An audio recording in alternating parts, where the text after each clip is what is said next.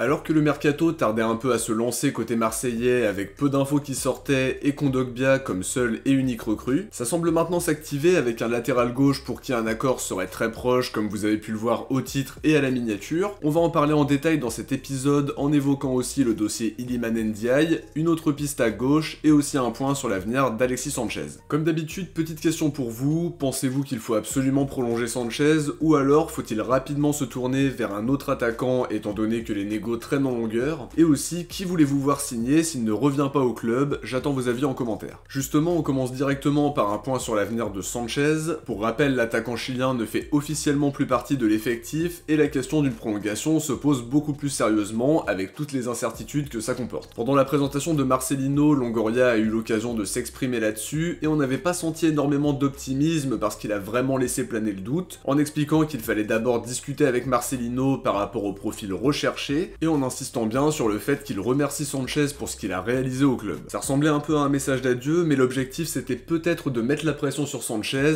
sachant que les discussions traînent en longueur. RMC expliquait récemment que l'OM voulait conserver Sanchez et qu'ils avaient proposé un salaire 25 fois supérieur à ce qu'il avait l'an dernier, assorti d'une prime à la signature conséquente, sachant qu'il n'est plus sous contrat. Foot Mercato ajoutait qu'il y avait des désaccords sur le salaire et que malgré la revalorisation dont on vient de parler, ce n'était pas encore à la hauteur de ce qu'attendait Sanchez. D'après l'équipe, la direction olympienne n'a pas fixé de date limite à Sanchez pour qu'il réponde à la proposition. Il précise qu'il a entre les mains une proposition d'1 an de contrat à 3 millions d'euros net par an. Pour le moment, ils sont encore dans l'attente d'une réponse, étant donné que Sanchez est actuellement en vacances. Au Chili, le média El Futbolero nous dit qu'il n'aurait pas été convaincu pour prolonger et qu'il aimerait signer à la Juventus, même s'ils ne joueront pas la prochaine Ligue des Champions. Ils ajoutent qu'il pourrait retrouver Igor Tudor, qui a souvent été associé au club turinois cette année. En tout cas, la prolongation de Sanchez traîne et ça incite pas vraiment à l'optimisme. On devrait en savoir plus dès son retour de vacances, et le plus important, c'est d'être fixé. Tant que le doute plane, ça bloque un peu le mercato, même si on imagine que la direction a déjà des pistes avancées dans le secteur offensif au cas où.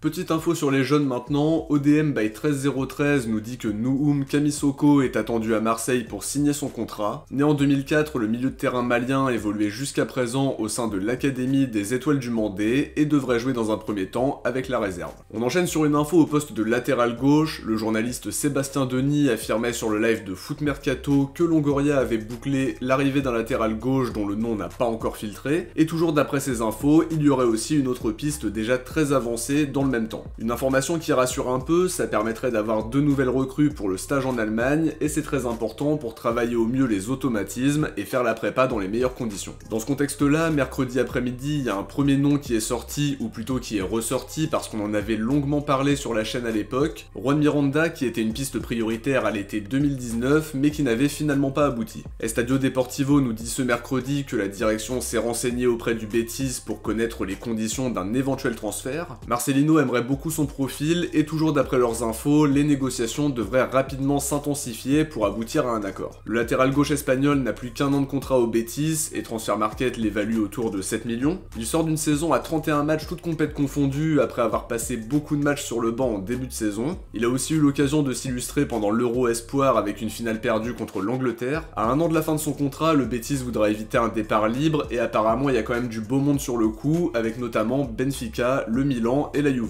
Une piste intéressante pour un joueur qui était proche de venir il y a 4 ans mais qui était bien plus jeune à ce moment-là. Depuis, il a pris de l'expérience et sur le profil, ça colle avec ce que recherche Marcelino, un latéral qui sait centrer, qui occupe très bien son couloir et qui peut se montrer impactant devant. Défensivement, c'est pas mal non plus, et maintenant tout dépend à quel prix, parce qu'on va parler d'une piste qui est encore plus avancée apparemment dans quelques instants. Est-ce que c'est envisageable de signer Miranda comme doublure pour concurrencer le titulaire? Si c'est le cas, on aurait 2 solutions de qualité à gauche. Après, est-ce qu'il voudra venir sans la certitude d'être titulaire? Ça c'est pas sûr. Quoi qu'il en soit, à 23 ans, il peut encore progresser, et si on arrive à le faire venir pour une somme raisonnable, il y a la possibilité de faire une belle plus-value s'il explose à Marseille. Sur le plan défensif, rapidement, RMC donne des nouvelles de la piste qui mène à Romain Saïs. Ils affirment que l'OM est en retrait après avoir été très intéressé à l'origine. L'arrivée de Marcelino a semble-t-il remis en question son arrivée. A priori, Lens serait maintenant le favori pour le faire signer. Une piste qui a été explorée en tout début de mercato, mais qui ne serait apparemment plus d'actualité depuis l'arrivée du coach espagnol. C'était pourtant une piste intéressante avec un joueur qui connaît déjà le championnat, qui est international et pour qui Beşiktaş ne demandait pas une somme astronomique. En plus de ça, apparemment il y avait un accord avec le joueur, peut-être que ce choix fait suite à la décision de garder Balerdi dont on a parlé dans le dernier épisode même si ça peut évidemment changer selon les offres qui vont arriver. À voir maintenant ce qui va se passer dans le secteur défensif pendant ce mercato d'été 2023. On passe maintenant à la grosse information de la journée qui nous vient de Foot Mercato. D'après eux, il y aurait un accord verbal entre l'OM et Renan Lodi. Le latéral gauche brésilien a donné sa priorité à l'OM malgré des intérêts de clubs de première ligue dont le nom n'a pas fuité. Apparemment, il aurait été totalement convaincu par le projet marseillais. Foot Mercato va plus loin en affirmant que les négos avec l'Atlético étaient très avancés, à tel point qu'un accord total serait proche d'être trouvé entre les deux clubs. Ils ne disent pas si c'est un transfert sec ou un prêt et on n'a pas d'infos non plus sur le montant du transfert. Pour le moment, rien d'officiel, mais ce serait très proche d'aboutir et c'est une très bonne nouvelle si ça se fait. C'est un joueur qui a joué quasiment une trentaine de matchs de Ligue des Champions, qui aspire à revenir plus durablement en sélection alors qu'il n'a joué qu'un match depuis la Copa América 2021. Personnellement, j'avais beaucoup aimé sa première saison à Madrid et sur le profil, c'est vraiment pas mal, bon offensivement, bon centreur. Défensivement, c'est pas toujours parfait, mais il a quand même de belles qualités d'anticipation. Personnellement, je pense que ce serait une excellente recrue et on attend la confirmation avec impatience, mais en tout cas à l'heure actuelle, les nouvelles sont plutôt positives, avec un accord de principe qui pourrait être rapidement trouvé et la volonté du joueur de venir à Marseille, sachant qu'il y a encore quelques jours, on disait que cette piste était à oublier car trop chère. On termine cette vidéo par un focus sur le dossier Iliman Ndiaye, même si on en a parlé un petit peu dans un short sorti hier soir. Foot Mercato parlait d'un accord de principe qui a été trouvé entre l'OM et l'attaquant sénégalais. Fabrizio Romano tempérait un petit peu en expliquant que les négos étaient très avancés sur les bases d'un contrat de 5 ans, mais que l'accord n'avait pas encore été trouvé. Il précise quand même que le joueur veut absolument venir et que l'accord devrait rapidement être trouvé. Les négociations avec Sheffield vont débuter et d'après l'équipe, l'OM compte formuler une première offre au club anglais et d'après leurs infos, elle serait supérieure à 15 millions d'euros. L'objectif de la direction est clair, il faut boucler le dossier d'ici le départ en stage avec la volonté aussi de griller la concurrence des clubs de première ligue.